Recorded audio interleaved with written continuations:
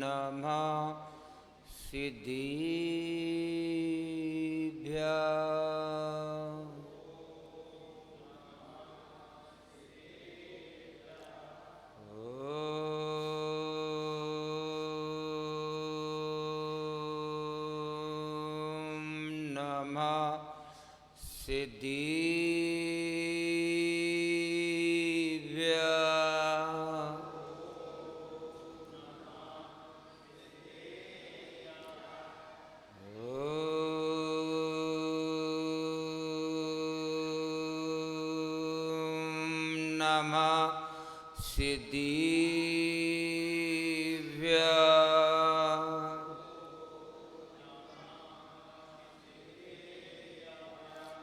चिदानंदे किरूपाये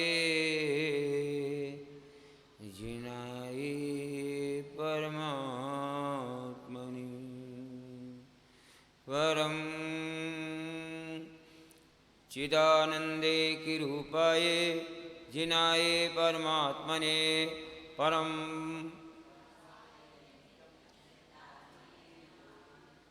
नमः श्री वर्धमानाय निर्धूतकलिलात्मने सालोकानां त्रिलोकानां यद्विद्यादर्पणाय ते गुरुवापान्तिनो नित्यं ज्ञानदर्शनायका चारितार्णो गंभीरा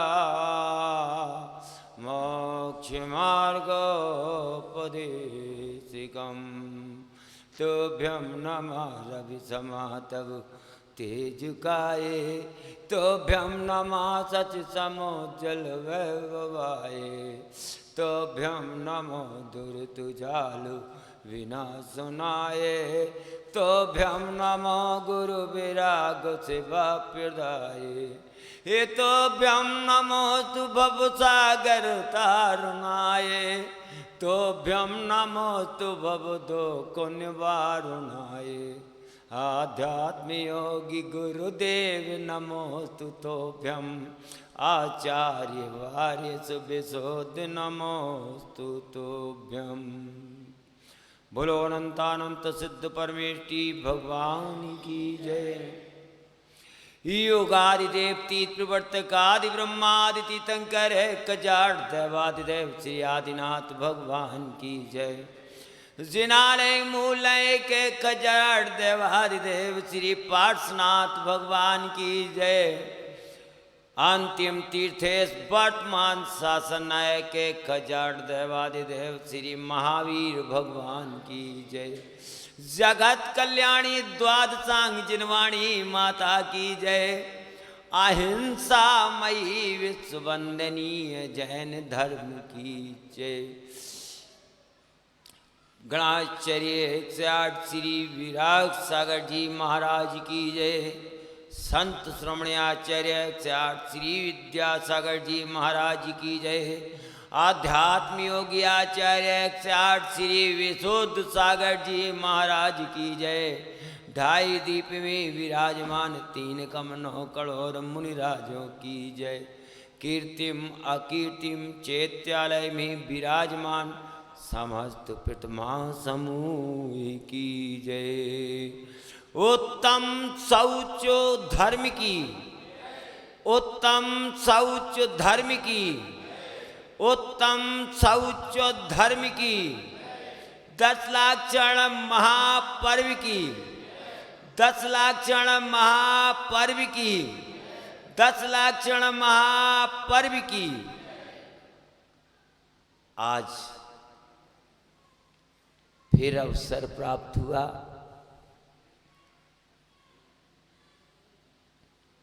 धर्म के स्वरूप को जानने का। धर्म का स्वरूप यानी वह स्वरूप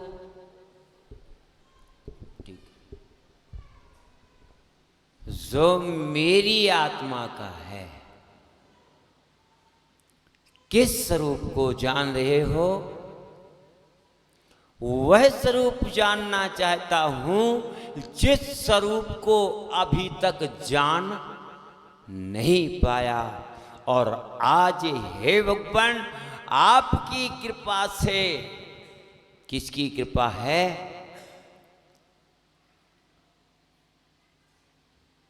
उन्होंने तो पुरुषार्थ किया, अपने स्वरूप के सिद्धांत पूर्वक केवल ज्ञान को प्राप्त किया। समव शरण की रचना इंद्र की आज्ञा से कुबेर ने कर दी। और हे भव्य जीवो, तुम्हारे निमित्त से उन भगवान का विहार तुम्हारी ओर हो गया। दिव्य ध्वनि इन भव्य जीवों के निमित्त से खिर गई। और उस दिव्य ध्वनि में हे भव्य आत्माओं, वो भगवान अकर्ता होने पर भी तुम्हारे लिए तुम्हारे स्वरूप का ज्ञान अपने केवल ज्ञान से दे गए। और आज वही केवल ज्ञान से हम अपने स्वरूप को जानते हैं कि मेरा स्वरूप क्या है। उत्तम शौच धर्म मेरा स्वरूप है। उत्तम शौच धर्म मेरी आत्मा में बसता है। उत्तम शौच धर्म मेरी आत्मा का गुण है। ऐसी पवित्रता मेरी आत्मा में अनादिकाल से है और अनंत काल तक रहने वाली ये मेरे स्वरूप की ये उत्तम शौच धर्म मेरी आत्मा में अनादिकाल से विराजमान है। लेकिन मैं पर पदार्थों में, एक बुढ़िया थी, एक बुढ़िया, क्या हुआ? उस बुढ़िया का काम करते करते उसकी सुई खो गई। क्या हो गया? उसकी सुई खो गई। अब वो बेचारी बुढ़िया सुई ढूंढ रही है, उसे सुई नहीं मिल रही है। उसमें से आप जैसे सज्जन कोई वहां से आ रहे थे, बोले, काहे अम्मा, काहे परेशान हो? ऐसे बहुत ही तो परेशान लग रही। तो बोली, बेटा का बताएं, हमारी सुई गिर गई और बस सुई ढूंढते ढूंढते काफी समय हो गया, लेकिन सुई नहीं मिल रही। बोले, अम्मा, जहां तुम सुई ढूंढ रही हो अंधेरा है, उजेले में ढूंढो। अम्मा ने कहा, ये सही तो कह रहे, अंधेरे में हम ढूंढ रहे तो कैसे मिलेगी, उजेले में ढूंढनी पड़ेगी। सो खम्मा पे खूब बड़ा बल्ब लगा हुआ था, चारों ओर रोशनी हो रही थी। वो जाकर के उजेले में अपनी सुई ढूंढने लगी। सुई वहां भी उजेले में भी ढूंढी तो उसे सुई नहीं मिली। वे सज्जन अपने काम से निर्पित होकर के वापस आ रहे थे। अम्मा को उजेले में सुई ढूंढते ढूंढते भी काफी समय हो गया, लेकिन सुई नहीं मिली। तो सज्जन बोले, काहे आप तो परेशान हो, आपकी सुई मिली नहीं। वे बोले, भैया तुम ही तो कह गए थे कि उजेले में ढूंढो, तो हम अंधेरे से निकल के उजेले में आ गए, लेकिन फिर भी हमें सुई नहीं मिली। तो वे बोले, भैया अम्मा तुम्हारी सुई गिरे किते हती, कौन सी जगह गिरी आपकी सुई? जहां आपकी सुई गिरी वहीं ढूंढो तो मिलेगी। और हम अनादिकाल से उस अम्मा की तरह पांचों इंद्रियों के विषय और पर पदार्थ में सुख खोज रहे हैं, सो हमें बे आदि तक मिले नहीं। क्यों नहीं मिले? हम उस बुढ़िया की तरह ही अज्ञानता का काम कर रहे हैं और आज पुण्य के उदय से उजेला मिला है। इन जिनेंद्र भगवान की ये जिनवाणी मिली है और इस जिनवाणी के माध्यम से वो खोई हुई सुई आज ढूंढना चाहते हो तो ढूंढ लो, नहीं तो ये पर्याय भी जाने वाली है। आज उन्होंने बता दिया तुम्हें, भैया तुम्हारी आत्मा में ही ये धर्म है। तुम मंदिर में ढूंढ रहे, तुम प्रतिमाओं में ढूंढ रहे, तुम अत्य तत्व ढूंढ रहे, तुम इधर उधर भटक रहे। वे कह रहे काय को परेशान हो रहे, अपने में खोज लो, धर्म तो सभी तुम्हारे में ही बसते हैं, बस तुम्हें खोजने की जरूरत है। और जिन्होंने खोजा उनको वो प्राप्त हो गए। यही सत्य है ना? ऐसा प्रतीत तो होता है, वास्तव में यही है। ऐसा सिद्धांत होता है कि यही भगवान ने बताया है कि वस्तु का स्वरूप तो यानी मैं आत्मा हूँ और मेरा स्वभाव जानना देखना है। उन पर पदार्थों में राग देश करना मेरा स्वभाव नहीं। और अगर पर पदार्थों में राग देश करते रहेंगे तो कपड़े रोज उतारते और रोज बदलते रहेंगे। और जिस दिन राग देश करना बंद कर देंगे उसी दिन कपड़े उतारना और बदलना बंद हो जाएगा, हो जाएगा। उत्तम शौच धर्म, आत्मा की पवित्रता, आत्मा की पवित्रता ही तो वीतरागता है। आत्मा की पवित्रता ही तो राग देश से छूटना है। आत्मा की पवित्रता ही तो इन पर पदार्थों के प्रपंचों से हटना है। आत्मा की पवित्रता तो ही तो हमें जिनमें उलझे हुए इन उलझनों से छूटना है। आत्मा की पवित्रता तो ही तो हमें कर्मों से मुक्त होने का उपाय है। हम जब तक कर्मों से मुक्त होने का उपाय नहीं करेंगे तब तक हमारी आत्मा कैसे पवित्रता को प्राप्त करेगी?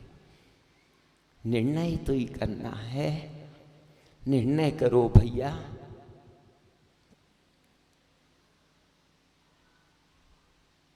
एक कुआ है तो अब कहा तो भैया वही कुआ को सब जने पानी भरते। पहले और व्यवस्थाएं हती नहीं। जब नहीं हती व्यवस्थाएं तो एक जीबी लड़त लड़त दो कुत्ता आए और कुआ में बेचारे गिर गए। अब कुआ में कुत्ता गिर गए, अब वे थोड़ी पैर के यहाँ निकल के जानते कि हम भैया तैर के और निकल आए, तो मरण को प्राप्त हो गए। अब मरण को प्राप्त हो गए तो वे कुआ में डूब गए। अब कोई को पता ही नहीं लगे। लोगों ने कहा भैया पानी जो है सड़ो सड़ो तो समझ में आ रहा है, क्या बात है? तो उन्होंने कि एक काम करो, अपने लगा व्यवस्था है, अपन एक काम करते हैं पानी को अलग कर देते हैं। तो पानी को अलग कर दिया गया। अब जब पानी अलग हो गया, अब तो जो नया पानी आएगा, जब नया पानी आएगा तो क्या हो जाएगा? शुद्ध आएगा। यानी सड़ा पानी अपन ने निकाल दिया ना। अब वो पानी फिर से आया। ऐसा कई बार करने के बाद भी वो पानी की सड़ान नहीं गई। बोले भैया इमें देखो कछु और डरे है, नहीं तो पानी तो जब तक इसी तरह भैया वे सड़े हुए कुत्ते जब तक कुएं में राग देश रूपी कुत्ते हमारे अंदर पड़े हुए हैं, जब तक हम इनको नहीं छोड़ेंगे तब तक हमें इन धर्मों का आनंद नहीं आएगा। इन धर्मों का आनंद लेने के लिए तो हमें राग देश रूपी जो दो सड़े कुत्ते हमारे अंदर अनादिकाल से बचे हैं, जो हमें आनंद नहीं लेने दे रहे हैं, हम उनको अलग करेंगे तो वास्तव में हमें इन धर्मों का आनंद आना प्रारंभ हो जाएगा। ये सत्य है। हमें अपनी आत्मा की पवित्रता की अनुभूति होने लगेगी। हम कहते हैं हमारा चित्त ही नहीं लगता। क्यों नहीं लगता? क्योंकि हमारा एक भैया हते, उन्हें कि हमें जाने हैं। सुबह बोले चलो, तो एक जने बोले ए तरफ पर चलो, बिकले अरे ए तरफ पर चलो, बिकले नहीं ए तरफ पर चलो। तो दूसरे सज्जन बोले सुनो, एक मुख सुई दो मुख सुई सिए न कंथा, दो मुख पंथी चले न पंथा, और दो ही काम नहीं होए सियाने, विषय भोग और मोक्षैया ने। आप पांचों इंद्रियों के विषयों को नहीं छोड़ेंगे और आप कहें हमें सुख मिल जाए। हम पांचों इंद्रियों के विषयों के को भी भोगते रहें और मोक्ष भी प्राप्त कर लें। एक पंथी दोनों पंथों पे यानी दोनों रास्तों पे चलना चाहे, एक सुई दोनों ओर सिल जाए, तो आचार्य भगवंत कहते हैं कि तुम निर्णय करके देखो अपने आप में कि हमें करना क्या है।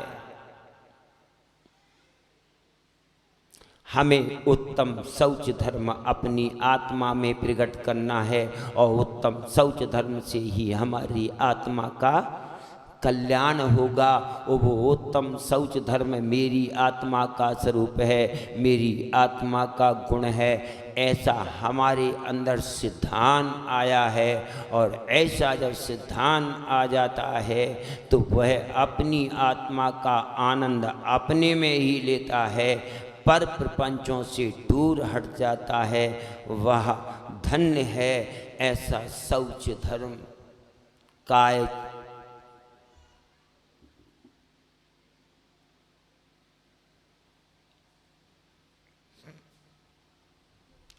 जब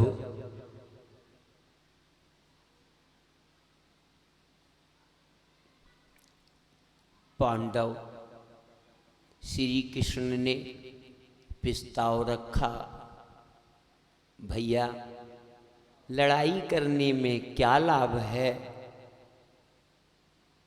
लड़ाई करने में क्या लाभ है, तुम भैया भैया हो, जाओ एक बार गंगा स्नान कराओ तो आप लोगों के अंदर जो कलुषता है वो दूर हो जाएगी। और भैया में भ्रात जो प्रेम है वो एक दूसरे में आ जाएगा, आप लोग एक दूसरे के गले लग जाओगे। उन्होंने श्री कृष्ण के प्रस्ताव को स्वीकार कर लिया और पांडव और कौरव गंगा स्नान के लिए चल देते हैं। रास्ते में द्वारका पड़ती थी तो कहते हैं चलो क्यों ना हम श्री कृष्ण को भी अपने साथ ले लेते हैं, उन्हीं ने तो उपाय बताया है।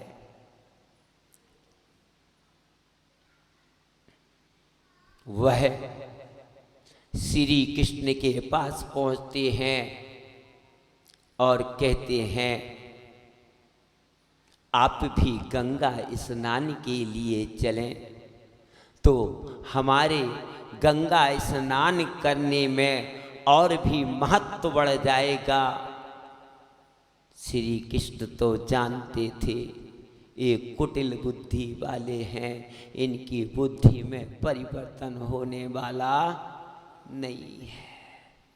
तो कहते हैं तुम एक काम करो, ये मेरी जो एक तुमरी रखी है इस तुमरी को तुम ले जाओ, तुम स्नान करना और इस तुमरी को भी स्नान कराना, और जब तुम्हारा स्नान पूरा हो जाए तो इस तुमरी को लेकर के हमें वापस देते चले जाना।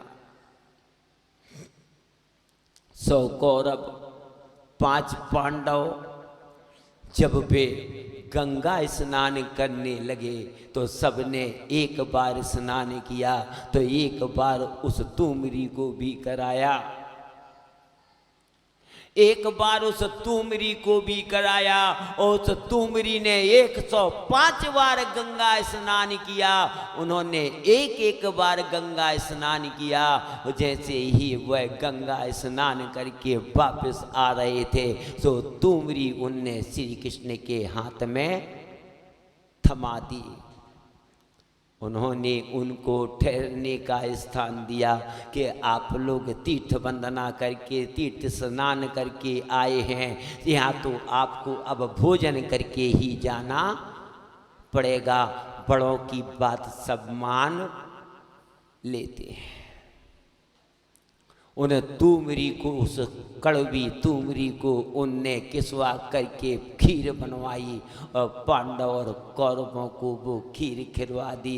जैसे ही वह खीर उनने अपने मुख में डाली तो क्या हुआ, वह थूकते फिरे, अरे तुमने तो मेरा अनादर किया है, हमने तुम्हारा अनादर नहीं किया।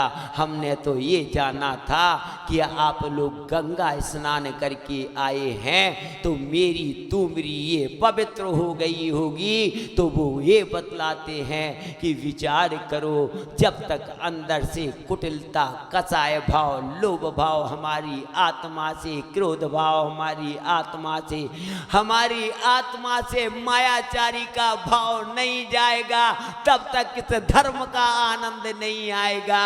ऐसा गंगा स्नान करने से कुछ होने वाला नहीं है। कसायों का विमोचन करना पड़ेगा और फिर गंगा स्नान करोगे तो आनंद आएगा। जिनेंद्र भगवान की पूजा, जिनेंद्र भगवान का अभिषेक, सामायिक आदि आदि जो जो आप धार्मिक क्रियाएं करेंगे वो आपके लिए, आपके कल्याण में कारण बनेंगी, आपको तात्कालिक आनंद प्रदान करेंगी। उस तात्कालिक आनंद से आपका हृदय गदगद होता चला जाएगा। अनंत गुणी कर्मों, संख्यात गुणी कर्मों की निर्जरा प्रारंभ हो जाएगी। कब हो जाएगी? जब कसायों का उपशम होगा। और जब तक कसायों का उपशम नहीं होगा ना तो विशुद्धि आने वाली है और ना जिनेंद्र भगवान की यह देशना अंदर प्रवेश करने वाली है और ना ही प्रायोग लब्धि में और ना ही ये भावना इतनी विशुद्धता को प्राप्त की, सम्यक को प्राप्त करा दे। तो पहले सर्वप्रथम हमें क्षयोपशम लब्धि, और वो क्षयोपशम लब्धि का नाम ही है कि कसायों में उपशम होना। और कसायों में उपशम होना, कसायों का उपशम होते ही धर्म का आनंद प्रारंभ होता है। धर्म का आनंद कसायों के उपशम से होता है। इसलिए आज चर्चा चल रही है निर्लोभता की। निर्लोभता का मतलब ही क्या है? आचार्य भगवंत कहते हैं तुम दुनिया के सारे पदार्थों को छोड़ने में तुम्हें देर नहीं लगेगी, लेकिन इस शरीर से ऐसा संश्लेष संबंध है, ऐसा संश्लेष संबंध है कि इस शरीर के मोह को ये जहां भी जाए तो छोड़ नहीं पाता। वो आचार्य भगवंत कहते हैं अरे भैया, सारे संबंध तो एक मिनट में, जहां भी तुम्हारे स्वार्थ की सिद्धि नहीं होगी, जहां भी तुम्हारे इंद्रियों के विषयों की सिद्धि नहीं होगी, जहां पर तुम्हारे कसाई का पोषण नहीं होगा, उसे आप तत्काल छोड़ दोगे। हमारा तुमसे कुछ भी लेना देना नहीं, तुम अपना काम करो, हम अपना काम करते हैं। पुराने वस्त्रों की तरह उतार कर अलग कर दोगे, लेकिन इस शरीर को नहीं छोड़ सकते। तो इस शरीर से जो मोह है, उस शरीर के मोह को छोड़ने के लिए ये उत्तम शौच धर्म है कि शरीर से भी भिन्न होकर इस आत्मा की अनुभूति, इस उत्तम शौच धर्म की अनुभूति हमें कैसे प्राप्त हो, कैसे प्राप्त हो? इस शरीर को देखो, धरी हृदय संतोष,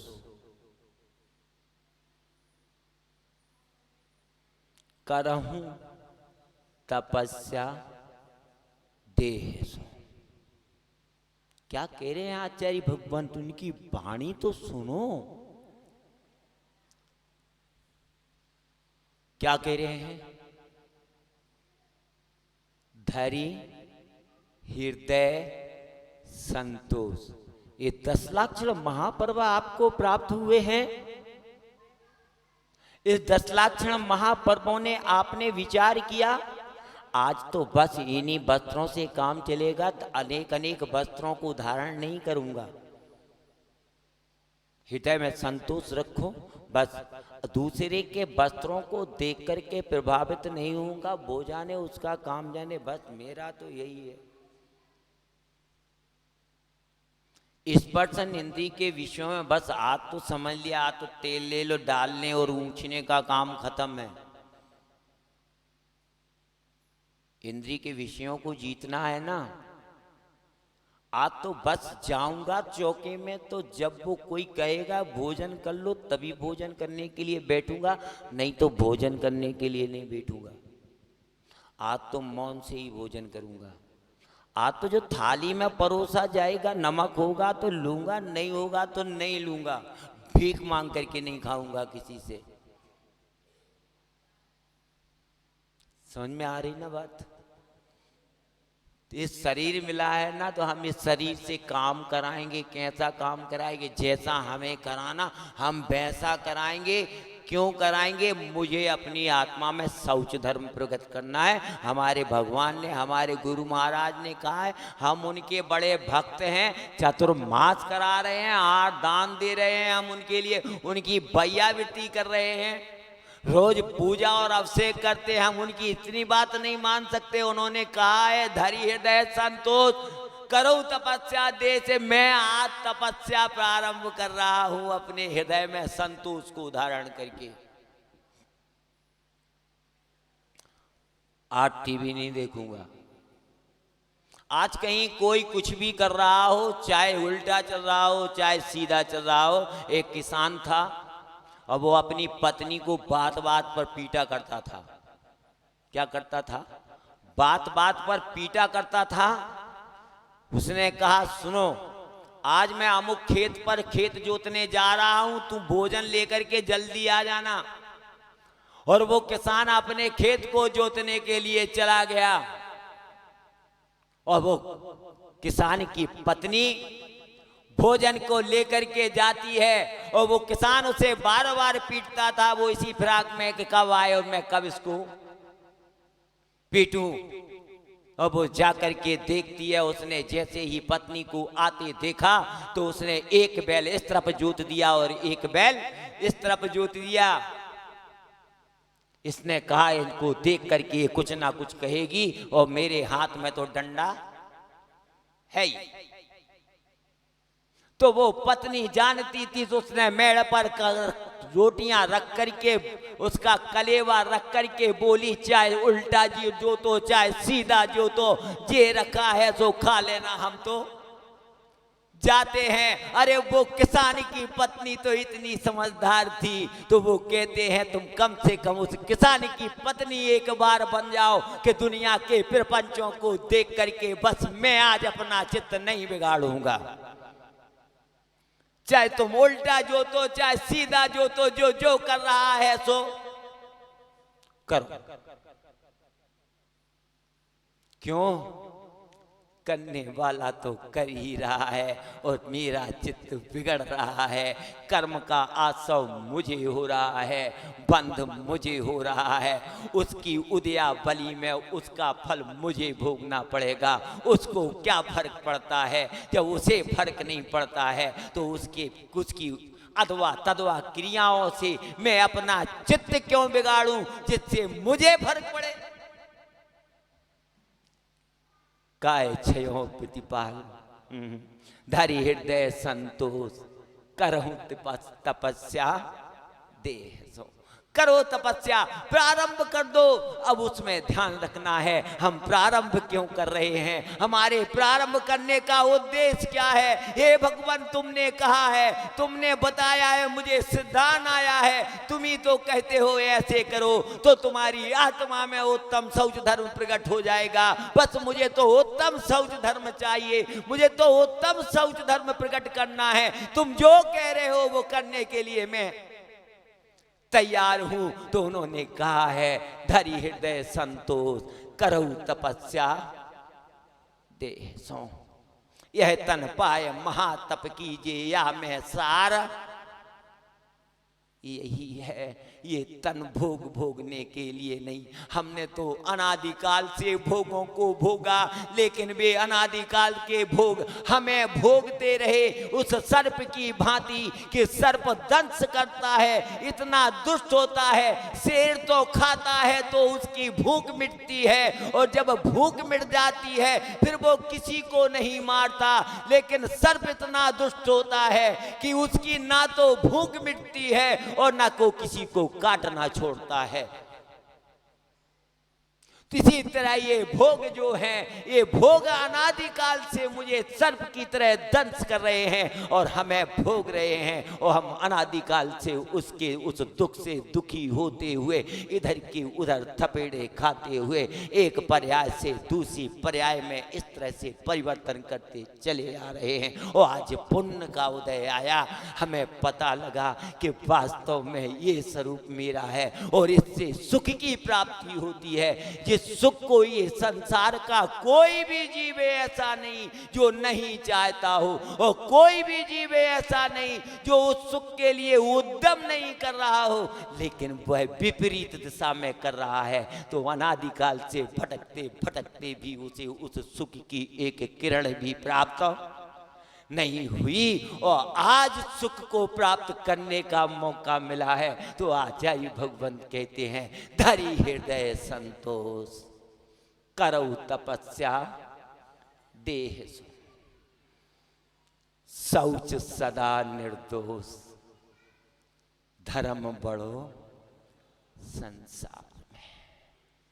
आहा, जहां दोषों का अभाव होता है, गुण प्रकट होते हैं, आत्मा में जो कांति और उज्जवलता आती है, जिसको देख करके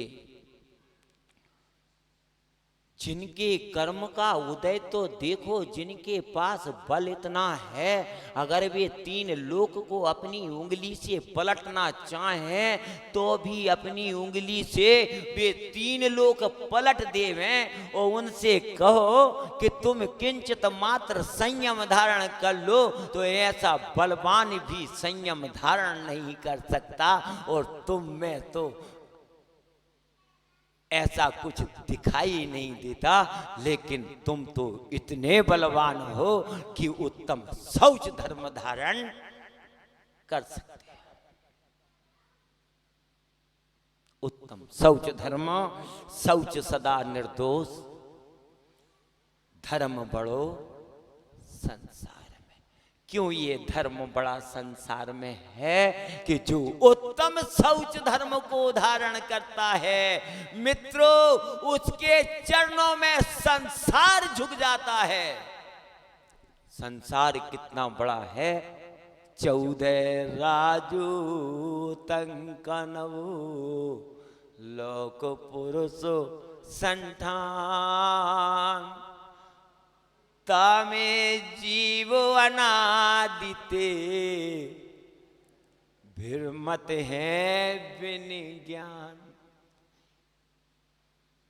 एक बंदर था, एक बंदर था, तो वो बंदर उछल कूद रहा था, इस डाल से नीचे फिर डाल पर चढ़ना, इधर उधर। एक शीशा रखा था सामने, उसकी नजर उस शीशे पे पड़ी तो वो शीशे में देखता है, अरे मैं तो यहां अकेला था, ये दूसरा कौन आ गया। अब वो जैसे ही शीशे में देखता है, मैं ऊपर जाता तो ये ऊपर चला जाता, मैं नीचे आता तो ये नीचे आ जाता है। वो कहता अच्छा। तो वो उतर के शीशे के पास जाता तो देखता है तो वो सामने जैसा वो मुंह करता है तो वो करता, हाथ वो उठाता तो वो उठाता शीशे में।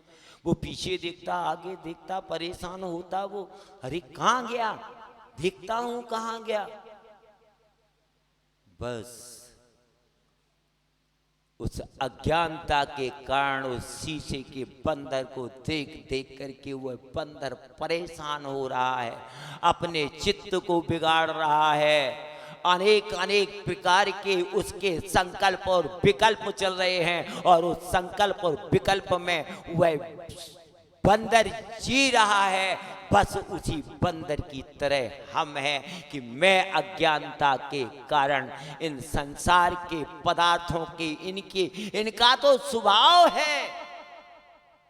क्या स्वभाव है इनका? पर्यायों को बदलना इनका स्वभाव है। वही मिट्टी घड़ा बन जाती है तो हम उसे अपने मस्तक पर उठा करके जल भरकर उसका आनंद लेते हैं, और वही मिट्टी जब पर्याय बदलती है तो वो घड़ा फूट जाता है। ये तो भैया पदार्थों का तो पर्यायों को बदलना स्वभाव है, और हम उनकी पदार्थों की पर्यायों को देख करके अपना चित्त खराब करते रहते हैं। और उसी का ही कारण है कि हम संसार में परिभ्रमण करते रहते हैं। यही मेरी अज्ञानता है। और जिस समय हमें उन बस पदार्थों के बारे में समझ आ जाए कि अरे इनका तो उत्पाद व्यय और ध्रुवपना, इनकी पर्यायों में तो उत्पाद और व्यय होता रहता है। अरे द्रव्य का कभी अभाव नहीं होता है, द्रव्य तो शाश्वत है, कल थी आज है और आगे रहेगी। ये तो सब चलता आ रहा है, चलता जाएगा, ऐसा तो चलता ही जाना है, ऐसा तो अनादिकाल से हो रहा है। और जिस समय तुम्हें ऐसा समझने में आ जाएगा उसी दिन तुम्हारी आत्मा में संतोष उत्पन्न हो जाएगा। हमने द्रव्य को नहीं जाना, हमने तत्व को नहीं पहचाना, और जिस समय हमें द्रव्य और तत्व समझने में आ जाएंगे उसी समय हमारी हृदय में संतोष आ जाएगा। और जैसे ही संतोष आ जाता है तो ये शरीर से उसकी तपस्या प्रारंभ हो जाती है। उत्तम शौच सर्व जग जाना। क्या कहते हैं? जिस समय तुम्हारी आत्मा में पवित्रता आ जाएगी तो तुम्हें ये संसार ऐसे झलकने लगेगा जैसे हाथ पे रखी हुई वस्तु ऐसे दिखती है कि इसी तरह ये संसार तुम्हें सब कुछ जानने में आ जाएगा। उत्तम शौच सर्व जग जाना। लोभ पाप का बाप बखाना। पांचों इंद्रियों के विषय के कारण से हमारे घर में कई कुछ ऐसी भी वस्तुएं हैं कि जब से भी आई हैं सुनना जबे काम में आई, और अबे भी हम उन्हें संजो करके रखे हुए हैं, इधर उधर नहीं कर रहे हैं, अभी तक काम में नहीं आई और आगे भी पता नहीं कि वो काम में आएंगी, फिर भी हम लोभ के कारण उन्हें संभाल करके रखे हुए हैं। लोभ पाप का बाप बखाना। क्यों कहा उन्होंने? जो लोभी होता है उससे पिछुर उत्कृष्ट से उत्कृष्ट पाप करने में भी उसे लाज नहीं आती। इसलिए आचार्य भगवंत कोई पाप ऐसा नहीं कि जो वह करने में झिझकता हो। इसलिए आचार्य भगवंत क्या कहते हैं? लोभ पाप का बाप। आशा पास महा दुखदानी, सुख पावे संतोषी प्राणी। एक साधु थे, तो साधु थे तो आप उन्हें क्या था साधु के पास में? अब भैया भी तो वैसे ही वैरागी होते हैं, उन्हें क्या चाहिए? तो वो बस अपने रहते थे और अपना जो जो करना तो वो करते थे।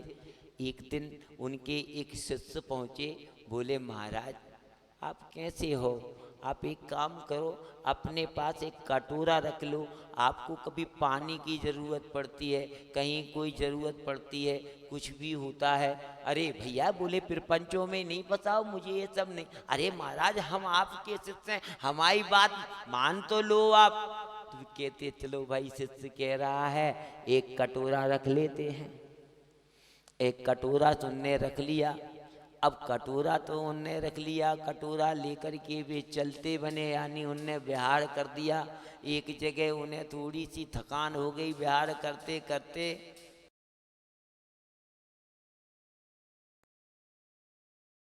में चलते बने और कटोरा की ध्यान भूल गए। अब कटोरा की ध्यान भूलने के बाद वे जब कहीं पहुंचे, अब उस कटोरे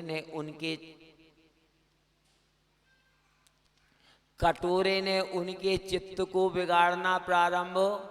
अब संकल्प विकल्प होने लगा, अरे मेरे उस शिष्य ने कटोरा दिया था, क्या जाने वो है कटोरा हमने कहाँ छोड़ दिया। वो कटोरा कोई ले नहीं गया हो, वह कटोरा किसके हाथ लगा होगा। अरे देखो तो वो कितनी मेहनत से लाया होगा, कैसी भावना के साथ लाया होगा। मैं एक कटोरे की भी रक्षा नहीं कर सका, एक कटोरे की भी रक्षा नहीं कर सका। तो आचार्य भगवंत ऐसा निर्णय कराते हैं कि निर्णय करके तो देखो मित्रों कि एक कटोरे ने उस साधु के चित्त को भ्रमित कर दिया, एक कटोरे ने उसे इतना दुखी बना दिया, एक कटोरे में जिससे प्रयोजन नहीं था और उस साधु को प्रयोजन बांध करके भ्रमित कर दिया। आशा पास महादुखदानी, सुख पावे संतोषी प्राणी। प्राणी सदा सुच शील जप तप ज्ञान ध्यान प्रभाव दे। नित गंग जमुन समुद्र नहावे। असुचि दोष स्वभाव से। अब आचार्य भगवंत मूल बात पे आ गए कि तुम बाहर के पदार्थों को तो सबको क्षण मात्र में छोड़ सकते हो, त्याग कर दोगे, उठकर चले जाओगे। बड़े अच्छे सज धज के आए थे, अच्छे कपड़ा पहन के आए थे कि चलो होते बीच में बैठे मंदिर में या मंदिर के बाहर पंचायत लगी है, अपनी बात रखेंगे,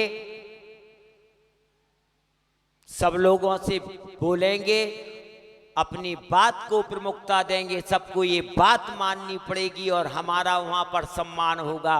वहाँ से यहाँ आए और किसी ने कोई ऐसी तीखी बात कर दी, कर ले अपनो काम तुम और है, कर लो जो कचू करने हुए, हम तो जे जा रहे हैं, हमें नहीं बैठने तुम्हारी पंचायत में, हमें नहीं लेने देने आपसे कचू। अरे देखो जहां तुम सज धज के आए थे, कैसे अरमानों को लेकर के आए थे, इन्हें तो तुमने क्षण मात्र में त्याग दिया, लेकिन जिस शरीर के साथ आए थे उस शरीर को नहीं छोड़ पाए, उसको तो लेकर आए थे और लेकर के चले गए। तो वो कहते हैं तुम्हें उस शरीर से मोह है, तो वो कहते हैं वो शरीर तुम्हारा है कैसा। संसार के पदार्थ अपवित्र नहीं, लेकिन तेरा शरीर इतना अपवित्र है कि जो जो पदार्थ तेरे शरीर के संपर्क में आते हैं वे पदार्थ अपवित्र हो जाते हैं, दूसरे के भोगने के योग्य नहीं रहते। क्यों? मल का घड़ा है और मल ही भरा है। मल का घड़ा है और मल ही भरा है, जिसमें 9 दरवाजे हैं। अच्छा अच्छा इसे विश्वास करो, 1000 2000 5000 रुपए किलो की मिठाई लाओ, जब तक वो दुकान में रखी है तब तक वो 1000 2000 5000 रुपए की कीमत रखती है। और जैसे ही आपके शरीर के संयोग में आ गई, आपने एक बार उसे झूठा कर लिया और उसको किसी दूसरे को दे करके देखो, उसकी कोई कीमत क्यों भैया, वो तो कीमतवान थी, फिर कीमत क्यों खत्म हो गई? क्योंकि इस शरीर के संयोग में आने के साथ ही उसकी कीमत खत्म हो गई। हमारा शरीर, आप नहा रहे हो और आपके नहाने के छींटे दूसरे के ऊपर पड़ जाएं, भले ही वो तुम्हारा कितना ही पवित्र जल ही क्यों ना हो, वह आपसे कैसा व्यवहार करेगा? तो वो कहते हैं ये शरीर कैसा है कि सागर के जल सो शुच कीजिए तो हूँ, सागर के जल सो शुच कीजिए तो हूँ शुद्ध न होई। तो आचार्य भगवान कहते हैं ये तन मिला है तो इससे तपस्या करो, इससे मोह मत करो। ये नौकर है, नौकर को कभी सिर पर बिठाकर नहीं रखा जाता, और जो नौकर को सिर पर बिठा लेते हैं वो मालिक की आज्ञा को मानता नहीं है। तो ये क्या कह रहे हैं? नित गंग जमुन समुद्र न्यावे असुचि दोष स्वभाव सो। जितना चाहे इसके साथ में आप व्यवहार करो, ये कभी भी पवित्र होने वाला नहीं है। ऊपर अमल मल भरो भीतर, कौन विधि घट, घट यानी शरीर, कौन विधि घट शुचि करें। बहुदेह मैली सुगुन थैली सा, क्या कहते हैं? शौच गुण। क्या कह रहे हैं? जैसे ही यह आत्मा में शौच धर्म प्रकट होता है, तैसे ही इस शरीर की पूजा होने लगती है। उन मुनि महाराज ने क्या करे? आप लेत चरण धो के माथे से लगा लेत। काहे भैया, काहे लगा ले, काहे होते? अरे उस शरीर में विराजमान जो आत्मा है वो उस देह के द्वारा तपस्या करती है, संतोष को धारण करती है। उस आत्मा में उत्तम शौच धर्म प्रकट हुआ है और हम उस शौच धर्म के कारण से उस शरीर को भी नमस्कार करते हैं। स्वभाव ते असुच काऊ रत्नात्रय पवित्र थे। स्वभाव से काय तो असुचि है, लेकिन रत्नात्रय धर्म जब उस आत्मा में प्रकट होता है तो वो शरीर भी पवित्र हो जाता है। क्या बजे तक बोलना भैया?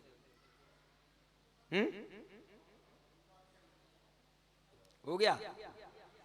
चलिएगा तो अपन चलते हैं उत्तम शौच धर्म की ओर कि हे उत्तम शौच धर्म, मेरी आत्मा में प्रकट हो, मेरी आत्मा में प्रकट हो, मेरी आत्मा में प्रकट हो, मेरा कल्याण हो। इसीलिए हे उत्तम शौच धर्म, मैं आपकी वंदना और आराधना करता हूँ। सभी लोग हाथ जोड़ लेंगे, 3 बार जप करेंगे।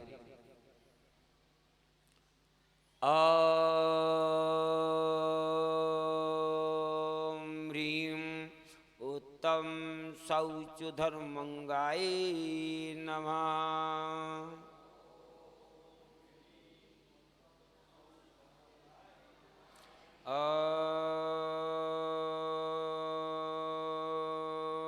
ह्रीं उत्तम शौच धर्मंगाय नमः।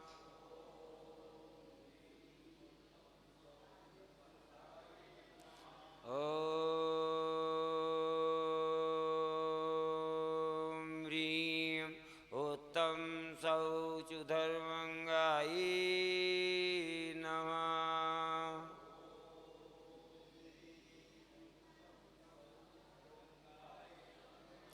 द्वादशांग जिनवाणी माता की, 10 लक्षण पयूषण परम की, उत्तम शौच धर्म की।